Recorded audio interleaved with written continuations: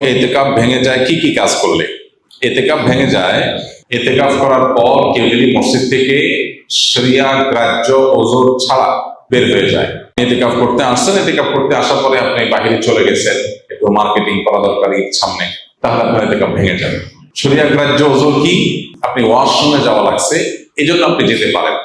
আর ওয়াশরুমে যেও আপনি আড্ডাবাজি করতে পারেন না। ওয়াশরুমে গেলেন, যে সেখানে আপনার দোস্তের সাথে দেখা, আরে দোস্ত কিরে কি অবস্থা, আপনি এতেকাফে আছেন, এটা আপনি করতে পারেন না।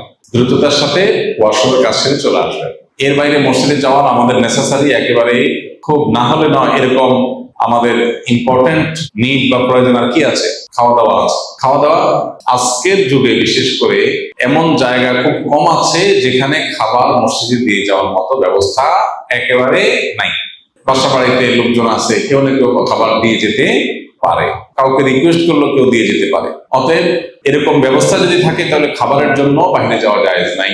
হ্যাঁ, কারণ যদি এরকম হয় অবস্থা যে তার খাবারের জন্য কেউ খাবার এনে দেওয়ার মতো নাই, তাহলে এরকম নিরুপায় যদি কেউ সত্যিই হয়, এরকম কোনো মসজিদ থাকে যে আশপাশে কোনো মানুষজন নাই, অনেক দূরে তার বাসা থেকে খানা আনার মতো কোনো মানুষ নাই, তাহলে তিনি খাবারের জন্য যেতে পারবেন, খেয়ে আবার চলে আসবেন। খাইতে গিয়ে আমার বাসায় আরেকটা খাজুরি আলাপ করতে পারবেন, একবেলাকে আরেকবেলা খাবার সাথে নিয়ে আসে।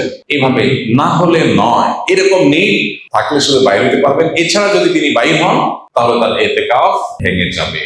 আর এমনিতে কিছু কাজ আছে যেগুলোর কারণে এতেকাফ ভাঙবে না, কিন্তু এতেকাফের কোয়ালিটি কমে যাবে, এতেকাফের গুণগত মান নিচে নেমে যাবে। সেগুলো কি? সেগুলো হলো এতেকাফে বসে আপনি শুধু ঘুমায় কাটালেন, 355 দিন অনেক কাজ কাম, অনেক ব্যস্ততা, ঠিক মতো ঘুমাইতে পারেন না। এই 10 দিন সুযোগ পাইছেন যে আলহামদুলিল্লাহ ডিস্টার্ব করার কেউ নাই, বাচ্চা নাই, বউ নাই, কেউ নাই, ঝামেলা নাই, ক্লায়েন্ট নাই, একটু মন মতো ঘুমাইলাম, তাহলে এতেকাফটা অর্থহীন হবে, এতেকাফটা ঘুমের জন্য না। আবার আপনি এমন করলেন যে অন্য সময় বন্ধু বান্ধবের সাথে এত আড্ডা মারার সুযোগ পান না, 2-4 দোস্ত মিলে একসাথে কোন এক মসজিদে এতেকাফে বসলেন, এবার একেবারে চুটিয়ে আড্ডা মারলেন, এগুলো এতেকাফের কোয়ালিটিকে নষ্ট করে দিবে। আর যদি আপনি ভারসাম্যের সাথে একান্ত প্রয়োজনীয় আলাপ করলেন আর বাকি সময় বাদ মগ্ন থাকলেন, সেটা অর্থ এতেকাফ হবে। আল্লাহ আমাদেরকে ভালো করে এতেকাফ করার তৌফিক নসিব করুন। এতেকাফের ক্ষেত্রে আমাদের মধ্যে যে ভুল ধারণা আছে সেটা দূর করতে হবে, প্রান্তিকতা যেটা আছে সেটা দূর করতে হবে। আমি আমার ছাত্র জীবনে একবার এতেকাফে বসছিলাম, মনে আছে, বহু বছর আগে। তো যেখানে এতেকাফে বসেছি আমার সাথে এক বৃদ্ধ মানুষ বসছিলেন এতেকাফে। তো শীতের সময় ছিল, তখন রমজান, অনেক শীত, মসজিদে একটু ঠান্ডা বেশি। আমি হঠাৎ করে দেখি যে মুরব্বী নাই।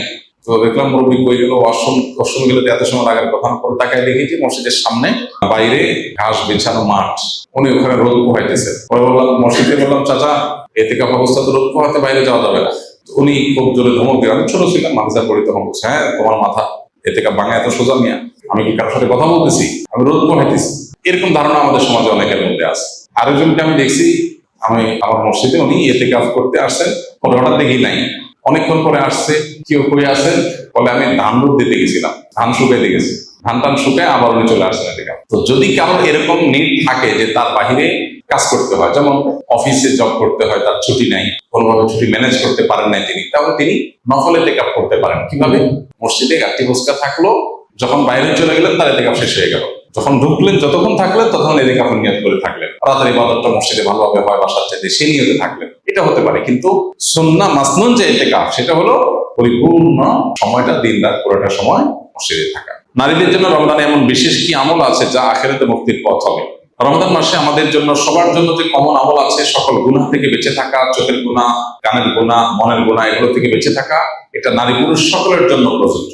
এটা রমজানের সবচেয়ে গুরুত্বের সাথে আমাদের করা উচিত। তাকওয়া চর্চা মাকসাদই হলো এটা।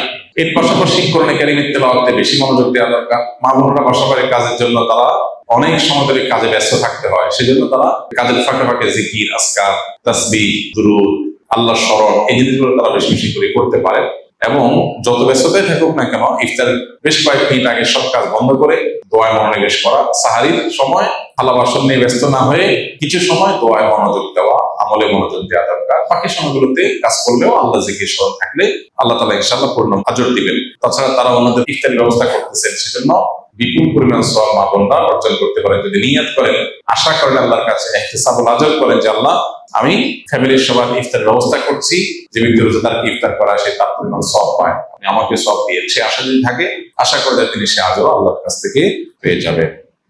রোজা রেখে কোন আমলগুলো করলে সওয়াব সবচেয়ে বেশি? রোজা রেখে সবচেয়ে গুরুত্বের সাথে যে বিষয়টা খেয়াল করা দরকার সেটা হলো সকল প্রকার গুনাহ থেকে বেঁচে থাকা।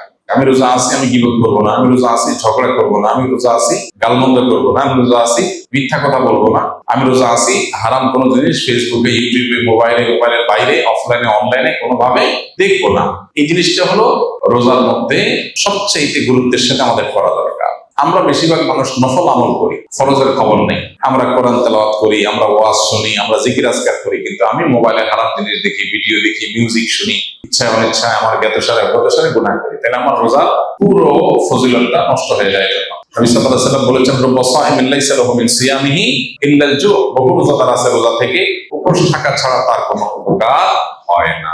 সেজন্য এই জিনিসটা খেয়াল করা দরকার। আর এর পাশাপাশি নফল আমলের ভিতরে সবচেয়ে বেশি করণীয় কোনটা, যদি সেটা বলেন তাহলে বলবো রমজান মাসে কোরআনে কারীমের প্রতি আমাদের বিশেষ গুরুত্ব থাকা উচিত। এর বাইরে দোয়াটা বেশি বেশি পরিমাণে করা দরকার আমাদের। পরিবারের যাদের অসুস্থ, এমন অসুস্থতা যে তাকে আপনি টেক কেয়ার না করলে আর টেক কেয়ার করার মতো নাই, এবং সে অসুস্থ অবস্থায় কষ্ট পাবে, তাহলে সেক্ষেত্রে আপনি তাকে টেক কেয়ার করবেন। আর যদি এমন হয় যে না আপনি ছাড়া আরো টেক কেয়ার করার লোক আছে, বা টেক কেয়ার না করলে তার যে অনেক অসুবিধা হবে তা না, তাহলে সেক্ষেত্রে আপনি ইতিকাফ করলেন আর তার টেক কেয়ারের জন্য ব্যবস্থা নিলেন, খোঁজখবর নিলেন, সেটা আপনার জন্য উত্তম হবে। এটা ভ্যারি করে অবস্থার উপরে। রমজানে কাজা হওয়া রোজা মা বোনরা কখন রাখা সর্বোত্তম হবে? সবচেয়ে উত্তম হলো শাওয়ালের মধ্যে রেখে ফেলা, যত আগে রাখা যায়। যদি সেটা না রাখা যায়, পরবর্তী রোজার আগে আগে রেখে ফেলা উচিত। আয়েশা রাদিয়াল্লাহু তাআলা আনহা তার ভাঙতি যে রোজাগুলো হতো সেগুলো তিনি পরবর্তী রমজানের আগে শাওয়াল মাসে রেখে ফেলতেন। তিনি এর মধ্যে রাখতে পারতেন না কেন? কারণ নবী সাল্লাল্লাহু আলাইহি ওয়াসাল্লাম তার সাথেই থাকতেন, এবং নবী সাল্লাল্লাহু আলাইহি ওয়াসাল্লাম সাথে থাকার কারণে, স্বামীর সাথে থাকার কারণে স্বামীর হাজত বা প্রয়োজনকে মাথায় রেখে রোজা রাখতে সুযোগ পেতেন কম। এদিকে শাওয়াল মাসে নবী বেশি বেশি নফল রোজা রাখতেন, ওই সুযোগে তিনি তার রোজাগুলো রেখে ফেলতেন। এই জন্য শেষ সময় হলো পরবর্তী রমজান রাখ। কোনো কারণে যদি সেটাও কেউ না পারে, তারপরে রাখলেও আদায় হয়ে যাবে।